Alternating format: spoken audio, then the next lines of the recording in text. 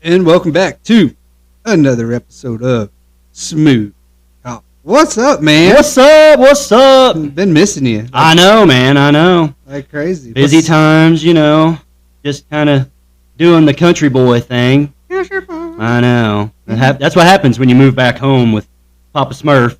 Yeah. All of a sudden, chores start happening again. You know what I mean? You wake up and you're just like, yeah, I'm going to take a nice, easy day off. This is going to be sweet. Oh, no. No, there's always stuff to do on the farm. And then fall hits and then leaves. Oh, my goodness. And that's the greatest thing about it is, like, we're coming into a phenomenal time. Fall time is my favorite time. It's my favorite. Dude, I mean, it's hard to beat. I think when you're young, obviously, summer. Well, I think, and here's the thing, because you said it best, it's when you're young. It's because, summer break. You get out of school, you're thinking, oh, yeah, it's summertime, I'm going to go to swimming pool. Party till I drop. Well, of course, you know what I mean? But as you start to get older and you start to participate in less sports, especially during the summertime, because that's another reason for me as to why I like fall time too, is because now we're coming back into bowling season. Oh, yeah. Yeah. And like I say, and if anybody remembers when we had Nash Cogswell on, well, he's on my bowling team. That's actually how we met, which is really cool too. And just got married. Congrats to him and Claudia. That was awesome. If you haven't had a chance, we wished him a happy marriage as well on the first episode of Smooth Talk After Dark. Oh, nice. That is out now as well. So yeah, how's that going? Well, it's first episode. Okay, so it's a sub channel. It's all on the same thing, a sub playlist. Gotcha. But we're gonna do stuff like maybe some more wrestling and. I like that. Just a different type of topic. Cameron was on. He did an awesome job. Always. Well, yeah. Especially when it comes to wrestling. You're not gonna get much more of a super fan than Cameron. He's kind of. Oh, dude. He's already getting new belts, and I'm gonna have to bring him back. I know. That's the funnest part about it, dude. And seeing the Belt Squad belt here. Yeah, we talked all about it. As the impact that he's having, just giving opportunities to these kids. Well, that's what it's all about. Whenever, because whenever I first met him, because you had met him first, and you kind of knew he was a wrestling guy and stuff like that. And then whenever I got to meet him and we were talking about those belts and all that stuff, I was fascinated as to the reasoning why. Because you have to remember, it's like, for me, it's like, man, it's kind of one of those where it's like, I was an only child, so I'm kind of spoiled and like, what's mine is mine. You know what I mean? It's like, I'm not the greatest sharer of things, just for the simple fact that it's just like, no, it's mine. I don't share, But when he was like, yeah, he's like, I love doing this so that when we go, he's like, people can take pictures with them and stuff like that because they may not have the opportunity to really ever get their hands on a belt. Yeah. And I thought that was amazing even for myself because when he brought them here the first time, I was just like, oh, I geeked out. I literally turned right back into 7-8-year-old Taylor that was watching wrestling, thinking, I want one of them belts. Imagine, even if you're not a wrestling fan, most people love, the UFC or a fighting organization. Yes. Imagine getting to hold, a UFC belt. You don't think you'll geek out, but you'll think it's really cool when it's in your possession. Well, yeah. And I think that for him, like I said, seeing the comments, because his Instagram page, Real Belt Squad, last time when he was on here, they were at 1,700 people. Nice. Congrats, guys. Yeah, that's amazing. It was just really moving because he showed me some of the personal messages that he got. Oh, really? And when you get to see that side, when you see these people reaching out, and it's not my business to get, but just how much of an impact it made, it's really, trust me when I say, he's such a genuine dude. Love him, and really wishing the best for that. And I hope we can keep doing stuff like that and promoting that type of behavior and just genuine good guy. Well, for sure, and it's kind of one of those things too where I know even with me whenever I was little, it's like, well, I it's like, of course I loved wrestling and we always want to hold the belt and things like that. That's cool, but for me, of course, growing up around racing and stuff, it was one of those where it's like I never really it's kind of weird. I never cared to hold the trophy. I know, you know what I mean? That didn't really even though that is the prize, that's oh man, there's the hardware you get to take home after winning. It's like that's amazing. It's the same thing, but it's even for me then, it's but it wasn't the trophy that I wanted to hold. It was the helmet. Yeah, you told me. Who was the guy? So whenever I think I was probably like 12, maybe 11 or 12. But my dad was helping Bob Vielhauer in Knoxville. Now, Bob Vielhauer, he owns Beaver Drill and Tool Company. They make drill bits and carbide bits and things like that, for machining things like that. Well, anyways, they had a 410 sprint car team. Well, Sammy Swindell was their driver. Sammy Swindell is one of the most well-known dirt track sprint car racers ever. Him, Steve Kinzer, a lot of these guys, like a lot of our listeners that know anything about sprint car and dirt track racing, they know who Sammy Swindell is, okay? Well, like I say, my dad got to help on that team. It was one of those things where it's like he wasn't the main crew chief or nothing, but he got to, change shocks, change wheels and tires, scrape some mud, and I got to do the same. Well, it was awesome, like that. As your 12-year-old, of course, I'm, in awe of everything because this is like a World of Outlaw sprint car team. I'm around the real deal. This is the best. This is the best. Yeah, and I'm just like, man, this is amazing. Well, anyways, we went to Knoxville for what was called the Napa Classic. It was kind of like it was just kind of like a special race. You know what I mean? It wasn't nothing like crazy big money or nothing like that, but it was just a race where it's like, man, you want to win it. And plus, it's at Knoxville. Knoxville, Iowa is the capital of dirt track racing in sprint car world alone. Mm-hmm. So anyways, Sammy gets in the car, goes out for hot laps, flying. I mean, fastest I've ever seen a car go was around Knoxville, and it was him. And I'm like, as a little kid, you're just like, this is insane. I'm getting to watch one of my heroes actually do what he does, and it's like, it's amazing. Well, anyways, hot laps is just what they are. You're just warming the car up. You're getting kind of a feel for everything, kind of seeing where you need to set up the car for the heat race to move you on to the feature. Well, so anyways, he goes out there, makes a few laps, comes in, and the car is covered in mud. Of course, they had just watered the track, packed it down with trucks, things like that. So the car is completely covered in mud. And, well, he comes in, and first thing he does is he didn't undo the seat belts or nothing like that. He took his helmet off. And he kind of looked around, and he saw me. Now, you have to understand, I was probably 20 feet from where the action was, because Dad told me, he's like, all right, don't touch nothing. Speak when spoken to. Mind your business. Stay out of the way. Don't get hurt. Pay attention. And I'm just like, okay. So I'm frozen.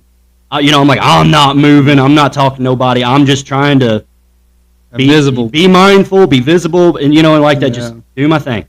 Well, Sammy waves me over to the car. It took me a moment to even move. Like I was frozen. I'm like, no. You know what I mean? It's just kind of like it's just one of those moments where it's like you're seeing your hero and they're just like, come here. Mm-hmm. And you're just in your mind, you're like, no, I'm gonna stay right here where Dad told me. It's like I'm not supposed to be next to you.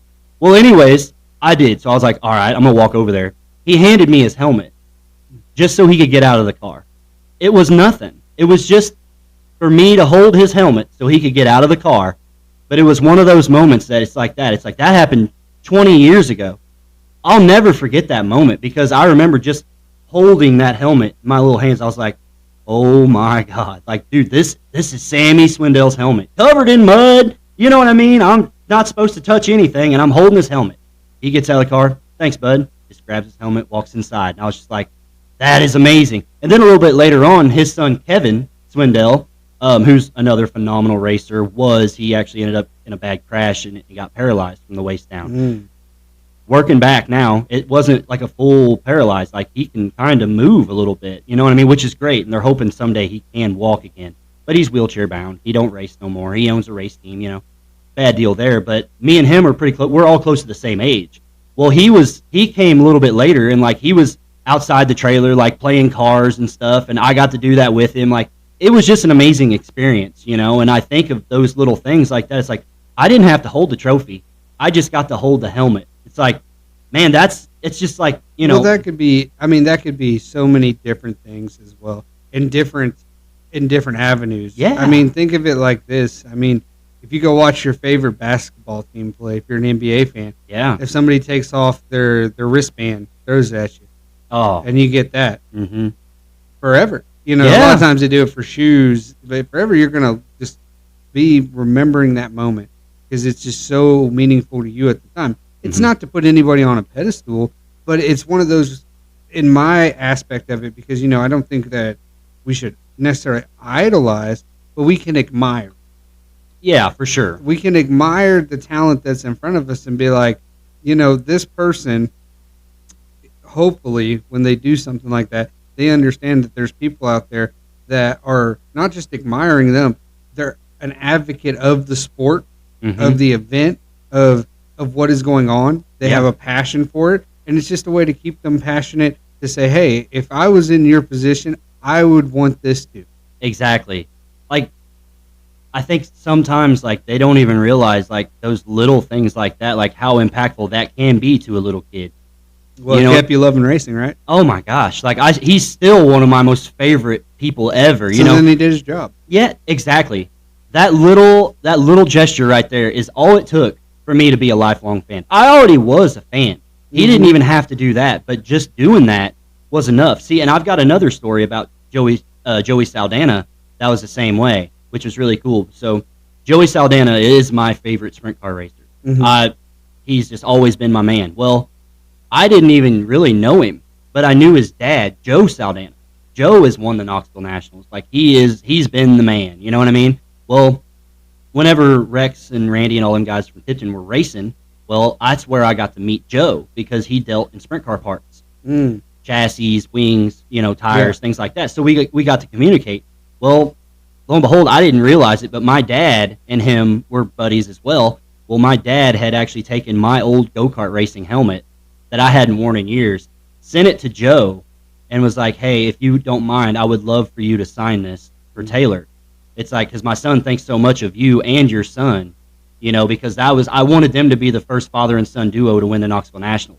It ended up being Steve and Craig Kinzer that did it, which was fine. I'm still fans, but it was like I wanted them to do it first. Like, it had never been done, so I was like always rooting for Joey. Like, please win this race. Did he ever win one? He hasn't won one yet, no. Okay. And he's retired and stuff. Like, he still kind of races, but nothing much now anymore.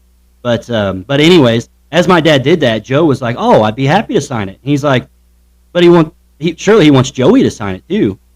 And Dad's like, well, I mean, if it's possible, yeah. I mean, if not, don't worry about it. Like, it's fine. Like, Taylor will be happy with just your signature. And I would have been. Oh, yeah. But Joe knew how much it meant to me, so he called Joey, and between races, Joey flew out to see him, and he signed that helmet for me, which was awesome. So I've still got it in the case at home, in the glass case with all my helmets. Yeah. So if you look at that helmet on one side, it's got Joe and Joey's signatures on there. I've never worn it since, obviously. But it's just one of those where it's like, I wasn't even there to witness them signing it. But just to have it, I was like, man, it's one of the biggest things, because, like, say, it just meant so much to me because they were so pivotal in my life. It's just like, man, these guys are heroes of mine. These are heroes to so many people when it comes to dirt track and sprint car racing, And it's track season now, right? I mean, I mean, they're still racing, obviously, it's coming to the end, before too long. Winter coming up. Yeah, But yeah, I mean, truck pulling the same way. I mean, it's kind of one of those. I got to meet a lot of people through that experience as well, and that's kind of starting to end now too. I didn't get to pull this year, if anybody was wondering. So you didn't miss me anywhere because I wasn't there. Well, that brings me on to another topic. Yeah. And for those wondering, yes, Taylor, we talked about this. He's going to talk a lot because I've had a lot of questions, a lot of stories, a lot of things I've wanted to hear from him. I mean, you guys have heard enough from me the last couple episodes. I'm really, it's like, it's your time. Well, plus I'm excited to be back. I'm gonna hog the mic, bro. That's okay. It's just kind of one of those where I'm just like, I've been anxiously kind of waiting to get back. You know what I mean? It's kind of one of those where it's like, man, schedule-wise, it's just been crazy. We've been working with each other, but it's just that time of year. Yeah. Spoken season at the store, and exactly. Things are crazy, man. And I'm not in town anymore. Yeah. That makes a big difference too, because just like that, it's like I'm always on the go. It's like, it's like you call Taylor, it's like, what are you doing? It's like, driving. Well, okay, so another person, famous in his craft, that we're going to get into here, and I didn't know much about this, was your uncle. So your uncle was a world-class turkey caller. He was a I think, and I could be mistaken as far as his accolades, but from what I think I'm right on, he was a 2-time youth Grand National Champion, and then a 2-time Grand National Champion in turkey calling. Yeah. That was what he did. Yes. And a lot of this... And he won a lot of deals in archery shooting as well. Yeah, a lot of this came to be because when you went back home, you're out in the country, and you're like, John, come shoot bows with me. Yeah, man, yeah. And I was just like, I just broke down. I think it was the 4th of July, I think so, yeah. It was somewhere it was around hot, there. early. It was dry, no fireworks were going on. Oh, no, yeah. So it was one of those where I was like, yeah. And we shot bows, and you started telling me a lot about this, and I was just like, dude, we gotta talk about this on the show. Yeah, man. And you got into calling yourself. We really want to get your uncle on here too. Yeah, we need to for sure. And he's game, so yeah, that should be coming up pretty soon. But one thing that I didn't know is you have a really good talent for turkey calling yourself. Yeah. And one thing I wanted to do for people that haven't seen it, I want you to kind of show and explain your little the turkey call to them. Yeah. And just maybe give them an example over the mics and see how... We don't know how it's going to come through, but we exactly. Yeah, and we can try. Like say, hopefully it's... I know with some turkey calling, especially when it comes through, it's one of those where, man, it can be... It can either be really loud or really quiet. And I want to talk a little bit about hunting and everything, but I wanted to start with this. Okay, because I think, I think this is going to be really neat for people that haven't heard you call to actually see this. Now, I'm putting a lot of pressure on you, but that's the point. Exactly. Well, I mean, if you're a hunter out there, of course, you know kind of what a mouth call is. But the thing is, it's like that. There's all kinds of different mouth calls, especially when it comes to birds in general. And I know by the way I look, you would assume that I would be better at duck calling because of the look. But no, I don't call ducks. I call other birds. Well, when I saw this, here's the thing. Yeah. When I saw this mouthpiece, literally you put it in your mouth, you make the calls. I'm naive. I'm not an avid hunter myself. Right. So, but I grew up in the, Clarksburg and Tipton. So I've seen turkey calls, but all the ones I saw were handheld. Yeah, and like that. That's honestly, whenever I was little, that's what I used. Yeah. I had what was called a slate call. Slate call. Yeah, which is just a little round piece of slate. And then you had your like your wooden stick, or some was made from bones, some are made from plastics and things like that, and it would mimic different sounds of turkeys. Because the thing about calling turkeys is turkeys are a lot like humans. We all don't sound alike, and we all don't act alike. It's like turkey birds are those thunder chickens, man. I tell you, they're frustrating because they're not. That's the weird thing. I don't want to give them more praise than what they deserve, because that's the thing. It's like we look at them and we think, man, they're so smart.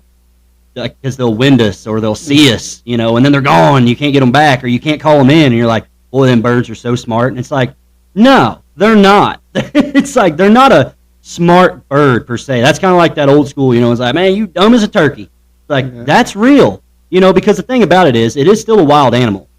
You know what I mean? There's only a few certain things they want to do. They want to hunt, or they want to eat, breed, and they want to breed. That's it. That's it. They don't care about much else. And the thing is, it's like that. When you're, spring turkey hunting, well, it's a little different call versus fall. And we'll kind of get into that. Now, when you turkey call, you tom call, correct? Well, we're mimicking a hen. Most of the time. Okay. I can call like a tom, because here's the thing. They all basically sound alike. It's just like the difference of deepness and groans and certain things like that, from the turkeys. But even hens are like that too. Because, see, like right now we're into fall turkey, and sadly, I haven't hunted. I'm not hunting. Sadly, it's like that. I've just got so much going on. But right now, a really popular call when it comes to a mouth call is what's called the key, okay? Basically what that is, it's you're mimicking a hen that is lost from the flock, okay, or maybe like a younger turkey that has maybe lost from the flock. Because that's the thing. Right now, it's not breeding season for turkeys. They're not in heat. Basically, the toms, the male birds, they have all of the hens kind of with them. They're all bedded down, nested down. They're all kind of together. You know what I mean? Well, so right now, the hunting is a little bit more tricky because it's warm. I mean, when it's warm outside, I don't care what it is. There's not much that's moving. So you have to find them. You have to kind of really track and know where they can go, where they might be going, position of the wind, things like that. And like that, they can be deceiving because a turkey can sound like it's 200 yards away and it could be 40 yards from you. That's the crazy thing because of the volume of how their yelps and stuff are. But I'll give you like a little quick demonstration here. Well, before you do that, yeah, I want to expose the trade secrets here on the show. So I want to use this as a short. Okay. Yeah. So how we're going to do that is I'm just going to start right here. So this is a kiki, and this is the mimicking of a lost hen. Yeah, I'm going to try to mimic a kiki best I can. Okay. If my call works. My calls have been in this bag. A lost hen. For a while. To get a tom to come looking. Yeah, so basically what you're going to do is like that whenever you're hunting them. You're going to try to find the turkeys together, and somehow what I try to do is I try to spook them in a sense to blow them apart from one another. So we're trying to scatter them out, scatter the birds, get them all to fly in different directions, make them go crazy, all right? Once I find out where they're at and I get them broke apart, then I'll move back 40, 50 yards, you know what I mean? And then it's kind of one of those where it's like that's when I start trying to call them back. And this is normally... I'm going to hope this comes out. I'm going to try. Yeah, give it a try. It's kind of a high-pitched squeal, but we'll see how it plays out. I want to hear this lost hen. Let's hear it.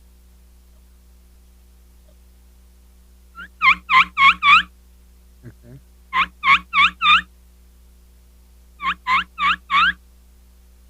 Yeah. See how it's almost just like a, hey, I'm lost. Where's everybody at kind of thing. That draws the hen, or that draws the tom. That draws the tom, and it brings the other hens with them. Because the thing about it is like that's the most commonly used call that you're probably going to hear from a mouth call perspective or a slate or even a box call. Box calls are phenomenal for people that don't know really how to use a slate or mouth or like an actual diaphragm call because that's what this is called. It's called a mouth diaphragm call. Can you do that? I don't know the beginning thing. The purr? Yeah, can you do the purr too there? Yeah, see, not everybody can do a purr. That's one thing that does kind of separate me from a few others is because I can do a purr a little bit different because most people have to gargle. Mm-hmm. So they'll have to take a drink of water, and then that's how they get the purr from this. But I roll my tongue. You know what I mean? Yeah, let's hear this one. Nice. And...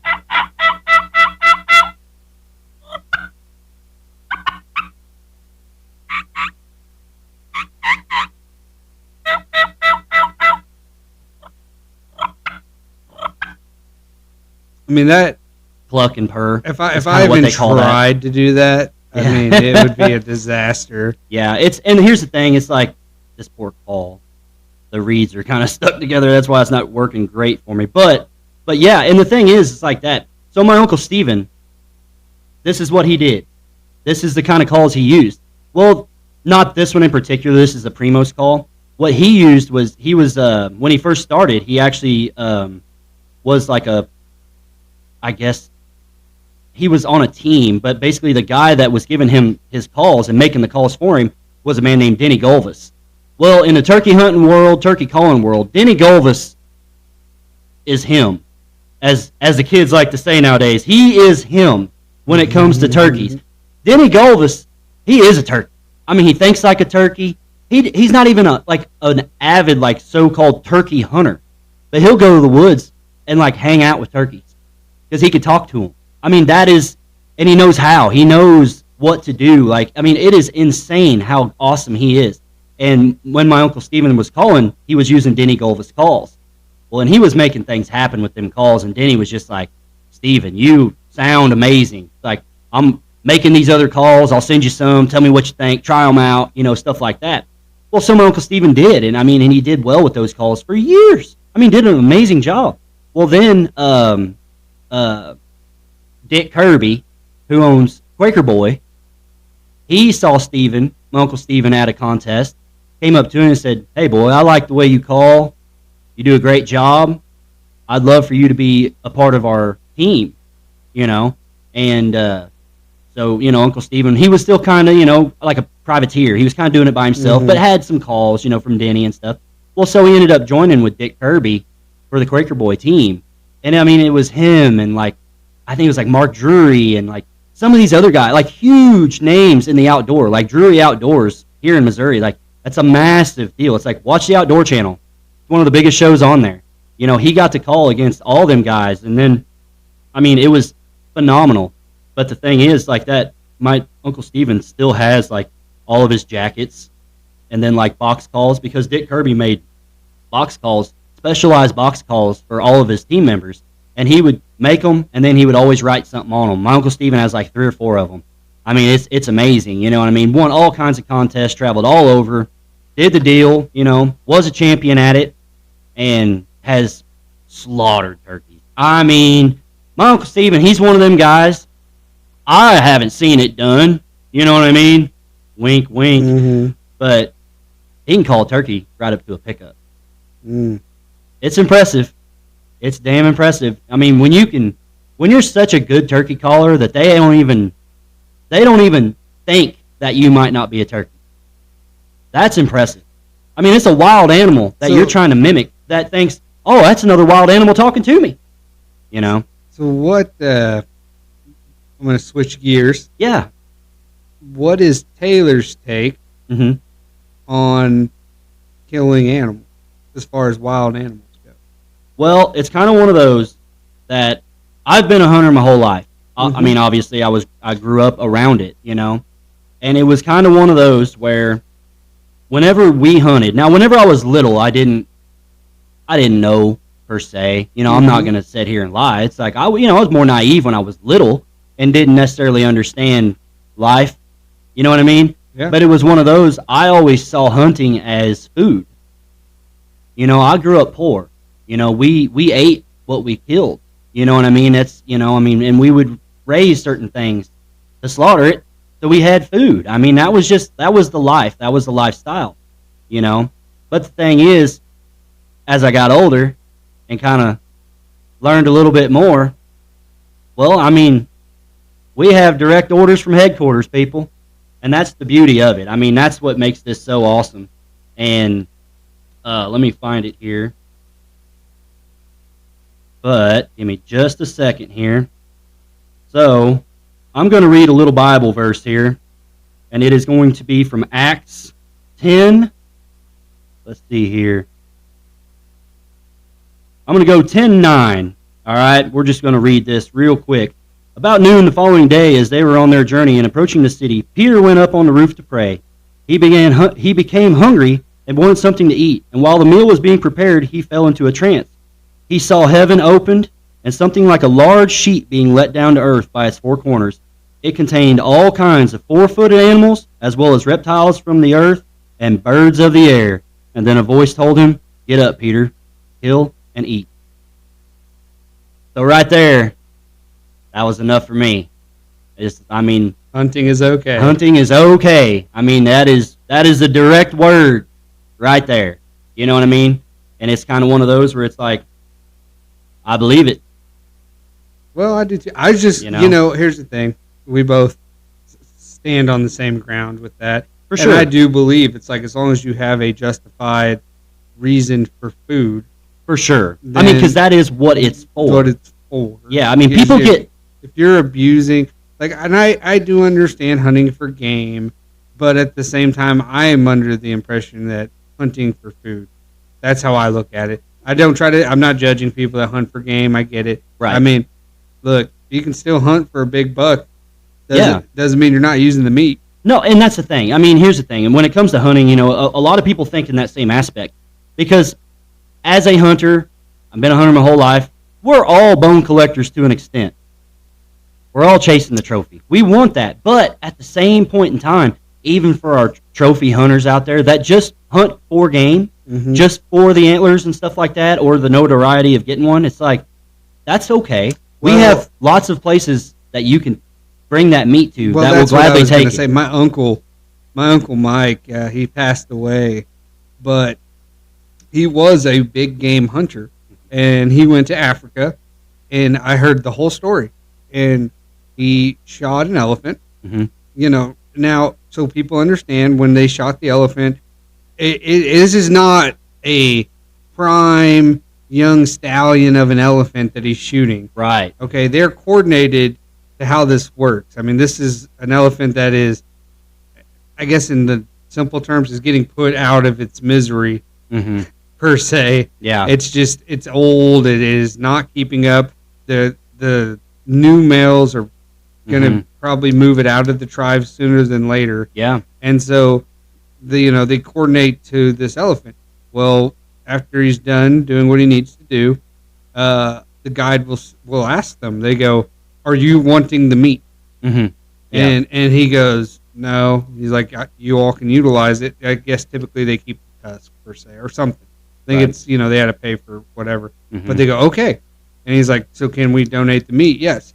And he said that literally you'll be out in the middle of nowhere, and all of a sudden you just start seeing vehicles driving from every direction, and they utilize all the meat properly, and it's like, okay, well that's exactly it. At least if you're not going to use it yourself, put it to a good cause, and it does. It feeds tons of families. Oh yeah, well I mean that is the thing, I mean, hunting gets such a bad rap, you know what I mean, from people that don't understand. And here's the thing, and I can promise you this: hunters that take it serious, you know what I mean, like my uncle, like my family, you know what I mean, we work really hard at it to try to be good at it, to try to provide for our family in a certain aspect. It's one of those where it's like, I promise you, there is no one on this planet that loves my deer or my turkeys more than me. You know what I mean? It's like, that's why we do food plots. That's why we do things like that. That's why we try to keep our wooded areas nice and protective for them. That's why I made the point too. And I mean, some people can disagree, agree. I mean, I know life finds a way, but I tried to explain to people. I'm like, making like when this 4th of July, there was a fire ordinance. They're like, don't shoot them off. Exactly. It's like, don't do it. It's too dry. And it's like, same thing. Why would you want to cause wildlife danger? Exactly. Why would you go out there and you don't think about, it's just, 100 acres got burned. That's not a big deal.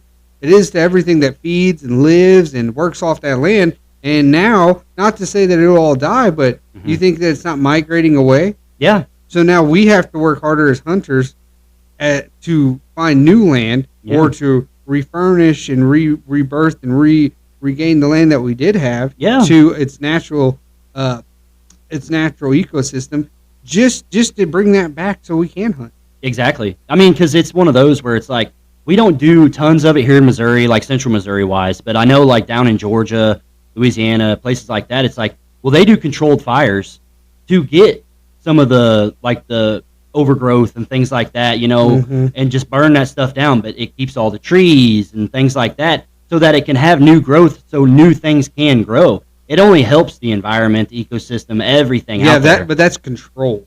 That's what I'm saying. But it's you have an out of control fire. It's like, go look at all the wildlife that died in, was it Australia?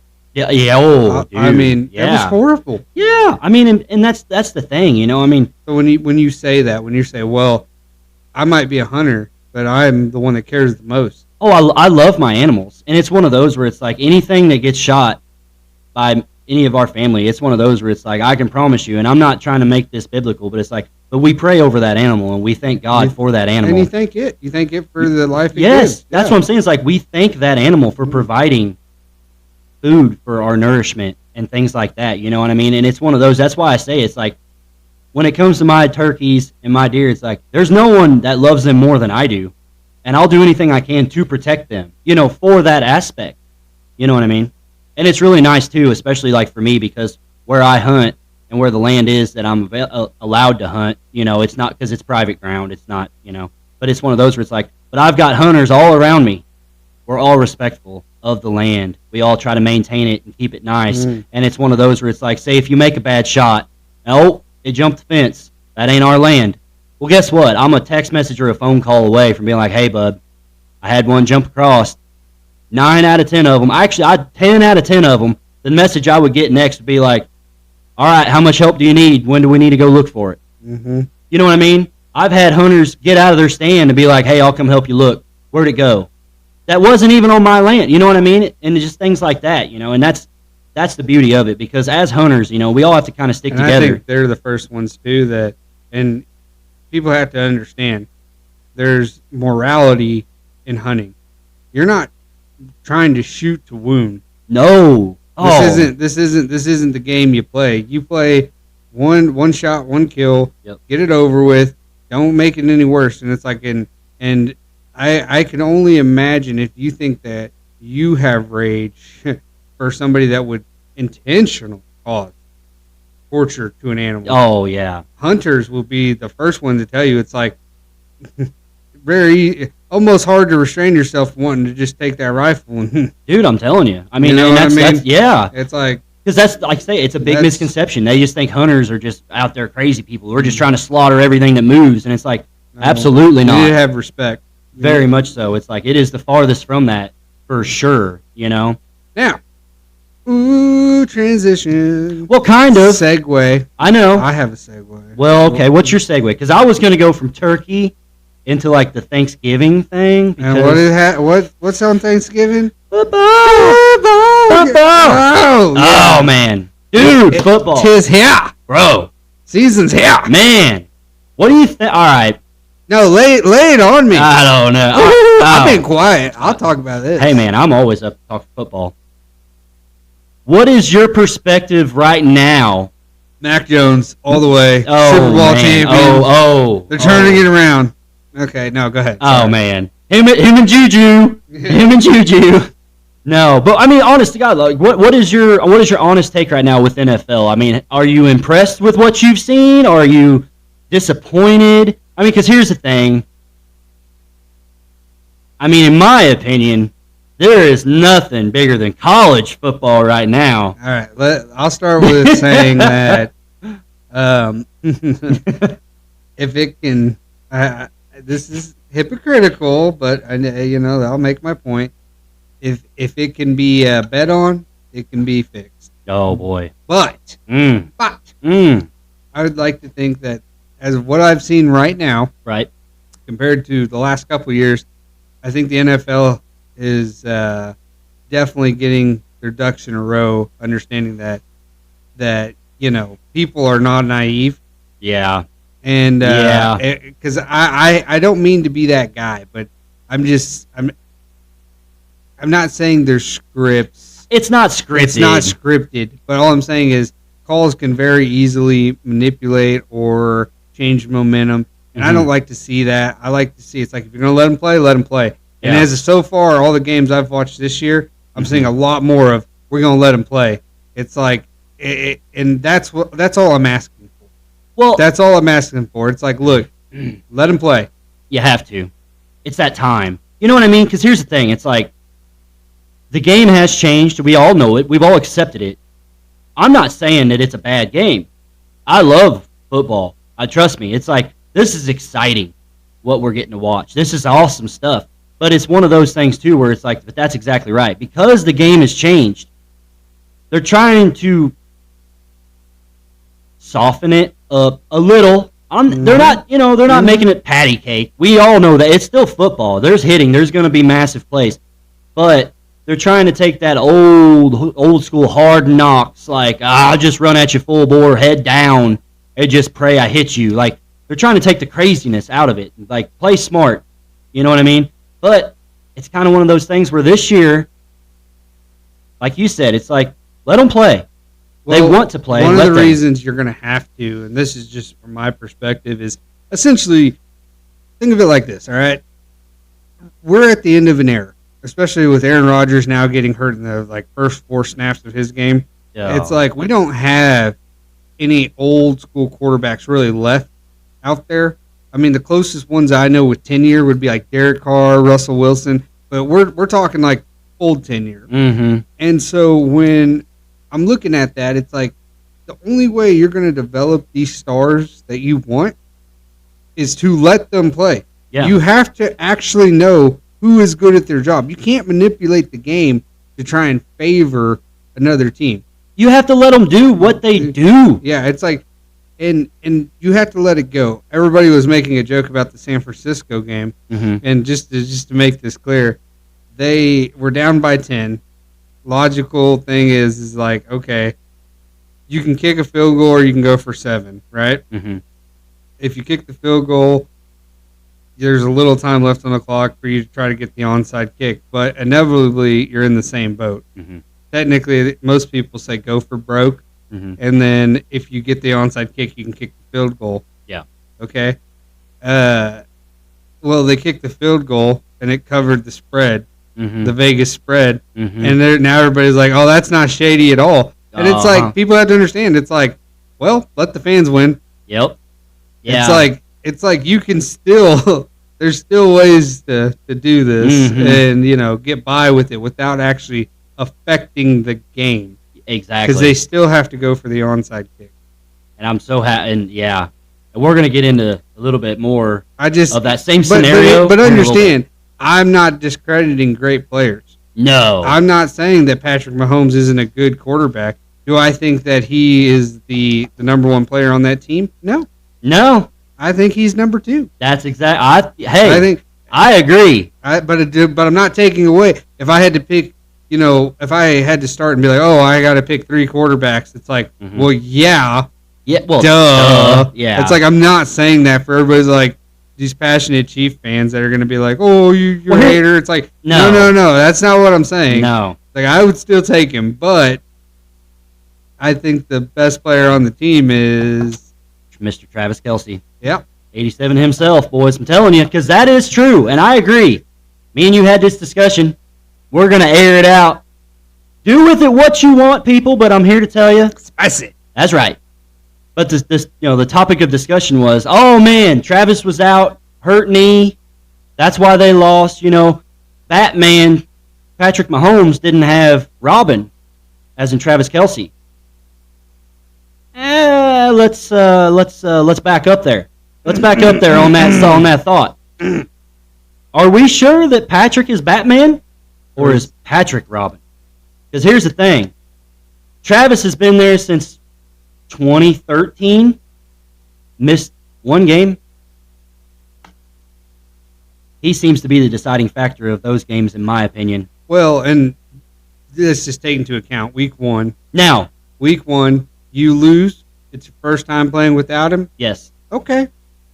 But week 2, you get him back. Who's the one that scores the touchdown? Exactly. Who wants the ball? And winners want the ball. And although everybody, I know, they're going to make that big jump. Oh, man. Oh boy. Because you got to compare him to Brady, even though we're not even there yet. Stop comparing him to Tom Brady. We're not there yet. It is not even the same thing. Yeah, you still got 3 more to win before you can even think about being close to the conversation. But that being said, everybody wants to compare Brady and Gronk and say, well, that's the same.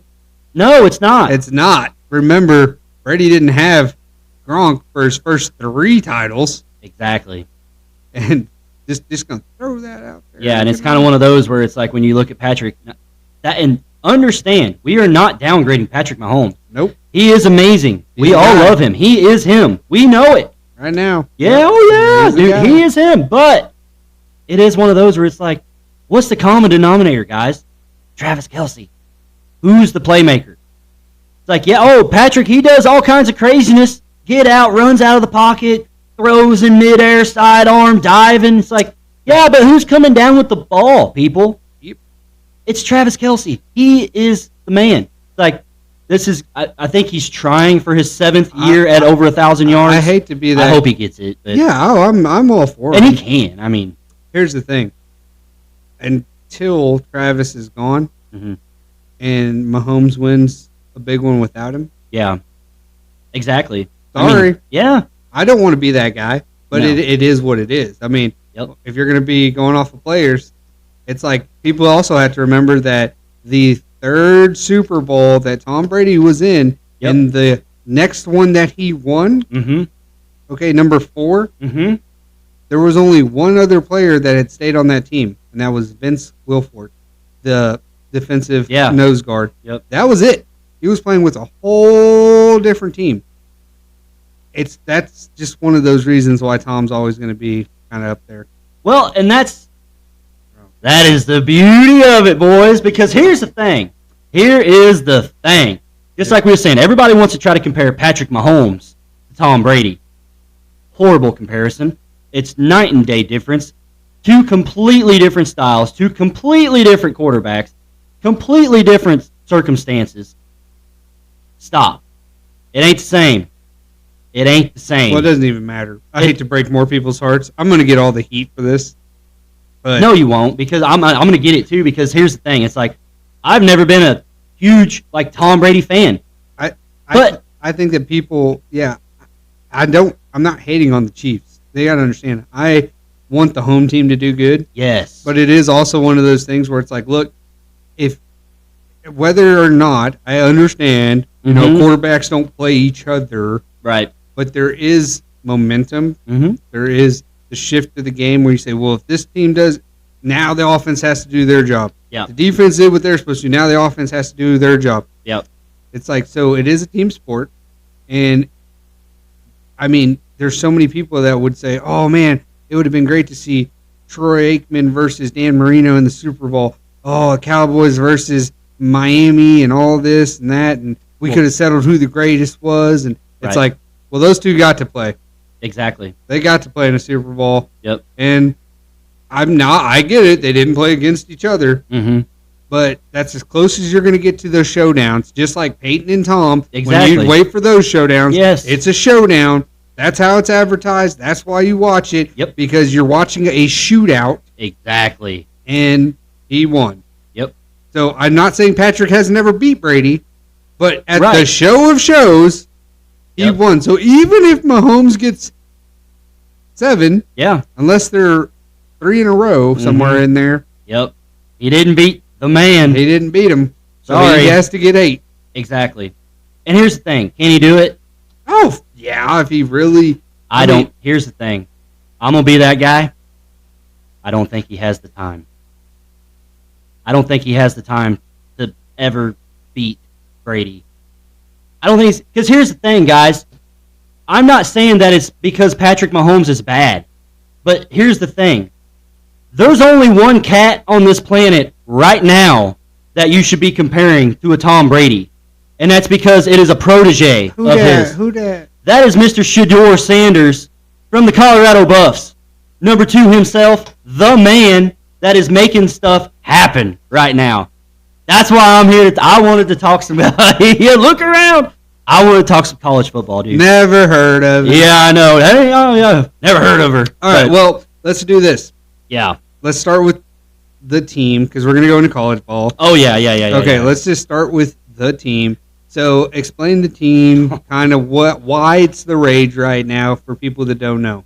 All right, so if you've been living under a rock, here's what's going on, guys. Basically, Colorado University last year football program, they went 1-11. They have been having losing seasons for a better part of 2 decades. My fantasy was supposed to go projected at 1-13. I know, but look how things can change. 2-0. That's right. But none, like I say, they have had losing season. This team has not been relevant for many, many years. The last time this team was relevant was when Joel Klatt was the quarterback. That's been 30 years ago. Yeah, exactly. You know what I mean? And unless you watch the Joel Klatt show or like some of these other, like ESPN or Fox or whatever, it's like you're not going to know who that is. You know what I mean? But and that's a problem. Obviously, that is a big problem. So, anyways, Deion Sanders, Coach Prime. He was at Jackson State down in Florida. That's where he was coaching college ball. And he took that losing program as well and then turned it around. In 2 years, turned it around. The only game they lost his last year there, or second and last year there, was the championship game. They only lost 1 game. And the thing is, so like that, Colorado University, they saw what was going on at Jackson State, and they're like, hey, this isn't Power 5. They're not Power 5. Yeah. They're HBCU. But look at the talent. Look at what he has done to that program. It's like they're getting huge stars and stuff down there, making it relevant. He's brought so much money to the school and to the town, to the community. So for those that don't know, though. Yeah, go ahead. Why is Barry Sanders popular? You got to act like you're talking to the nobody. Oh, okay. All right. Tell me about why he's called Mr. Coach Prime. Well, Deion Sanders. Sorry. Yeah. I said Barry. Yeah. Sorry, Deion. So Deion Sanders, best known because he played in the NFL and Major League Baseball. Oh, yeah, has won a Super Bowl and a World Series. Pretty much, the only guy to do it. The only one. The only guy. Come on. It's like he's the only one ever that's been made to do this. Okay. He was back in them days. That was prime time. That's his name. Was him, Coach Prime. So he's prime time. He just got a statue of his vertical, whatever. Yeah, it's crazy, dude. Insane. Legs not even under him. Somehow still running. But yeah. So just so people understand where his recognition comes from, I just wanted to start there. Yeah, I mean he's a Hall of Famer, guys. He is in the Hall of Fame for football. Super Bowl, same year as Shannon Sharpe. Yep. World Series. Okay. Yeah. So now he gets called to Colorado. Keep going. So yeah. So they call him and they say, "Hey, we have a bad program here. We have a losing program. Please help. Please come and help." Well, here's the thing. Coach Prime has a need to be needed. He likes to be needed. Yeah, you like that? Because that's him. He said it was his calling from God. The man himself. Yeah, I believe it. I do. Honest to God, I'll put my hand right on the Bible and say I believe that 100%. It is his calling. You know, he's supposed to be a coach. I mean, I'm a 32-year-old man that's watching these YouTube videos on him coaching, and I am ready to go suit up again. I'll run through a wall for that man. It's like, oh, dude, he is awesome. So, but anyways, sorry. Colorado's like, please help. He's like, I'll come see what you got going on. Checked it out. Started talking with the athletic director and said, hey, if we're going to do this, it's got to be my way. That's the only way. Athletic director said, we will do whatever you want. This is what we're offering. I think it was 3 years, 32 mil, something like that, close. And they said, we don't have it. We can't pay you. But the athletic director's like, but I promise you that we will try and get it. We'll try to get it. Not we're going to get it. We're going to try to get it. Yep. All it took was Coach Prime saying, okay.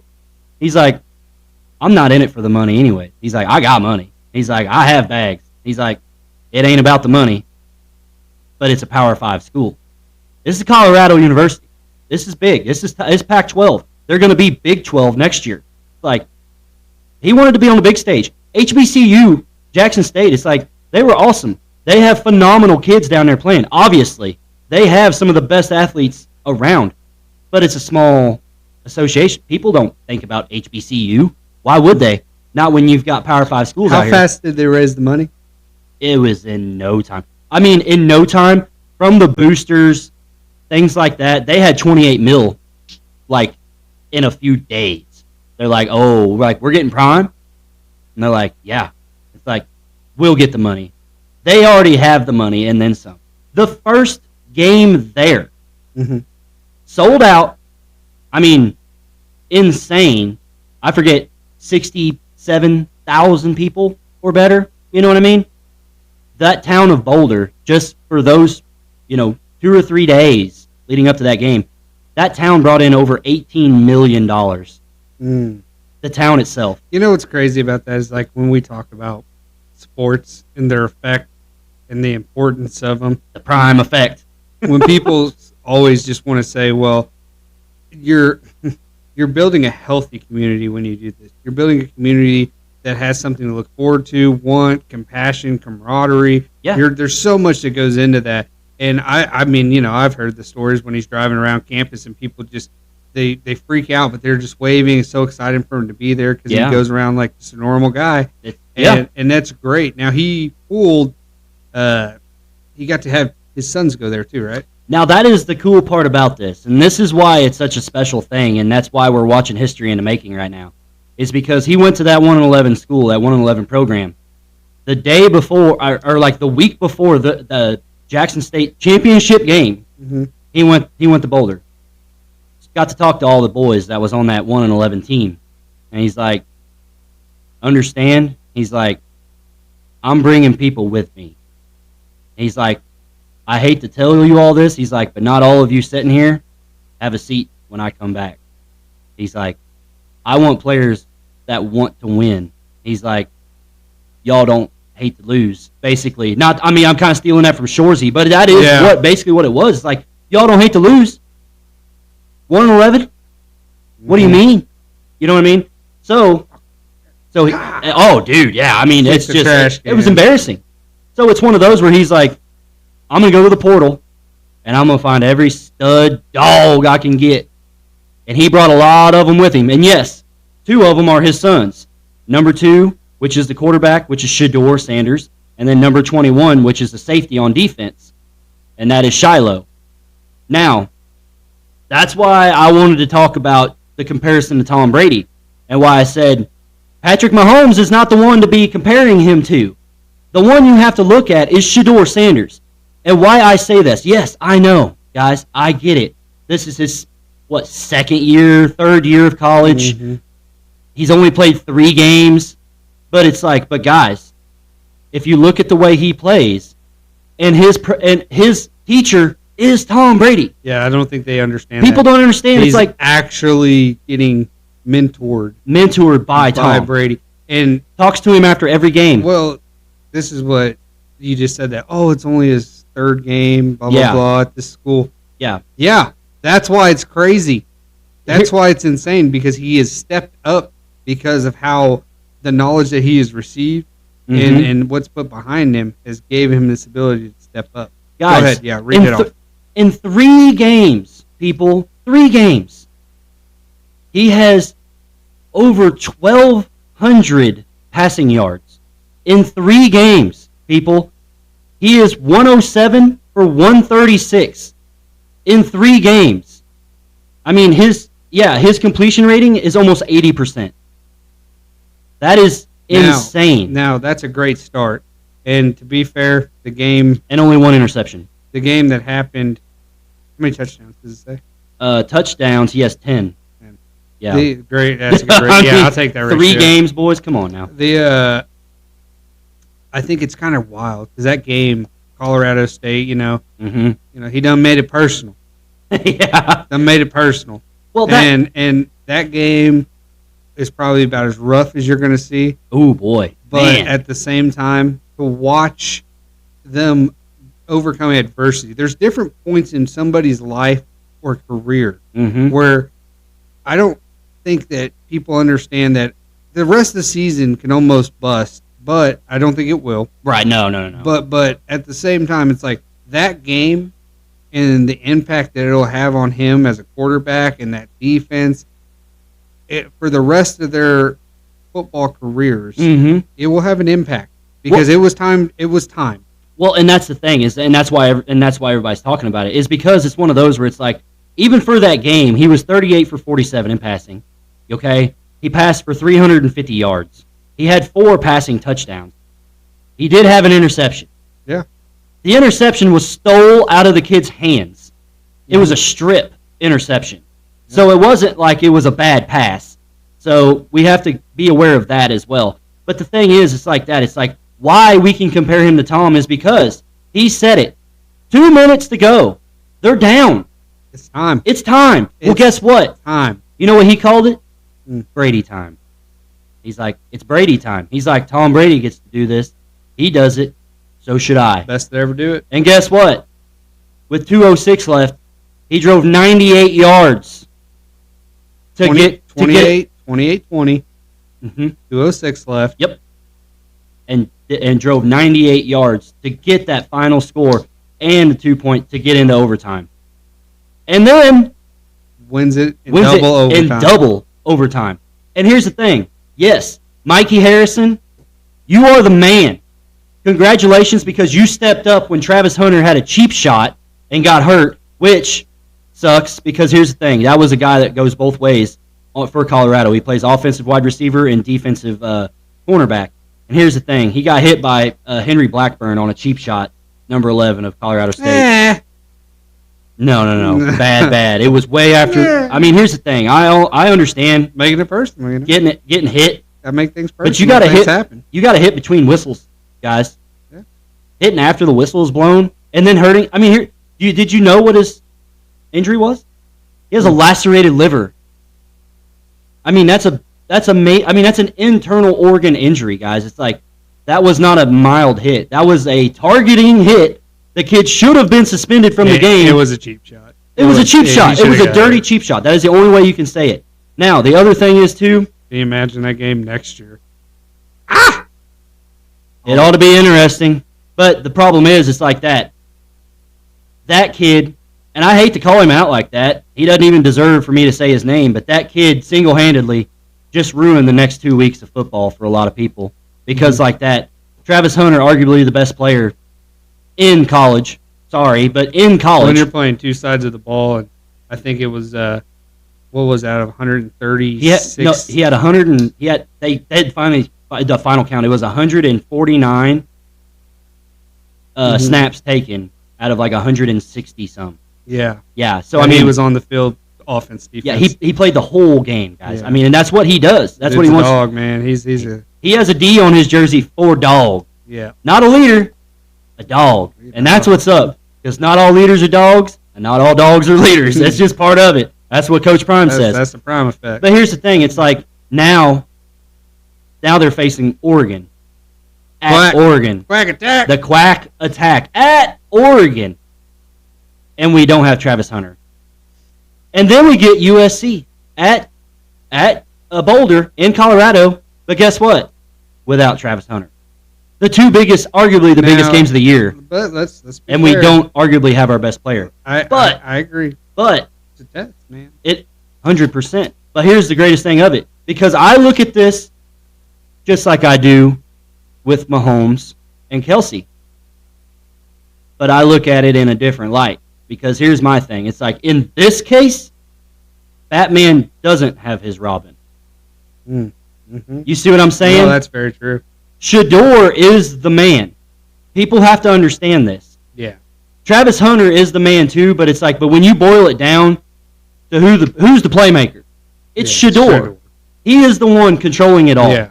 And it's like, that is why. It's like, guys. I would say Hunter's the superstar, but Shador is the playmaker. 100%. I mean, it is what it is. It is. I mean, yes. And here's the thing. It's like, Shador is going to be somebody. So is Travis Hunter. They're both going to be in the show. We don't know where, when, but they're proving it right now. I mean, both of them right now, I mean, should be Heisman candidates. Well, you know what I mean? I know. Oh, I know. Oh. We got into nothing, dude. I didn't even get to talk about. Well, that's why you got to come back. I'll be back. Get off that road. We're gonna talk more football. Quit driving around. I know. Because we got Mizzou football to talk about next time. Hey, congratulations to the kicker. Yes. As we're getting ready to go off air. Harrison, I'm so proud of you, son. 61 yards. SEC record. Congratulations. Mizzou 3-0. Big 3-0, dude. Good for them. They're calling them the sleeper of the SEC East right now. Good for them. Yep. Colorado, we'll have some updates. They're 3-0 as well. Yeah, we'll come back next week. We'll see how Shador does without Hunter. I mean, they're going against Bo Nix and Oregon. So Oregon, I've had such a blast between hunting and this was a great time. This is a good time. Yeah. It went by fast. It always goes by fast when you only have an hour. I hope that y'all could hear the turkey calls. I don't know if they came through. I'm pretty sure they might just be static and you got that squealing. Voice. You got that big voice. So I got that radio voice. Yeah. I got the look for radio. But anyways, well, man. All right. Sounds good. Let's send them home the same way we always do. Thank you guys so much for tuning in. Oh, and happy I'm back. Yeah, like and subscribe. Come see us at the store. Thank you to all of our sponsors. It's amazing. We couldn't do it without you guys. And please,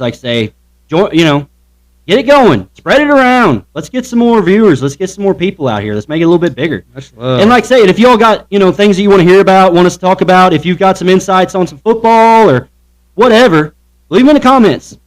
Like I say, we'll get to it. We got a whole lot more to discuss. Trust me, we ain't done yet. Just starting. That's right. But, all right, guys. Thank you all so much. We'll holler at you next time.